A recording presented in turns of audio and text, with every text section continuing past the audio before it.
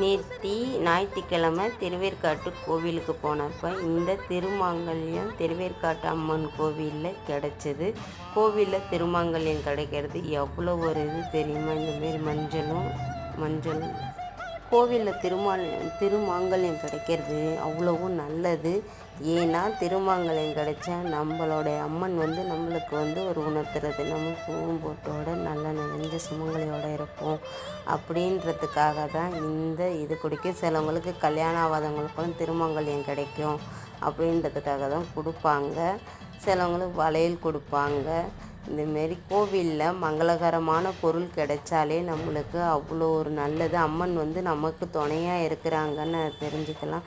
ஏன் கோவிலில் மேக்சிமம் இந்தமாரி திருமாங்கல்யெல்லாம் கிடைக்குதுன்னா நம்மளுக்கு ஒரு நல்லது நடக்கும். நம்மளுக்கு அம்மனுடைய சக்திகள் நமக்கு நல்லதாகவே இருக்கும்.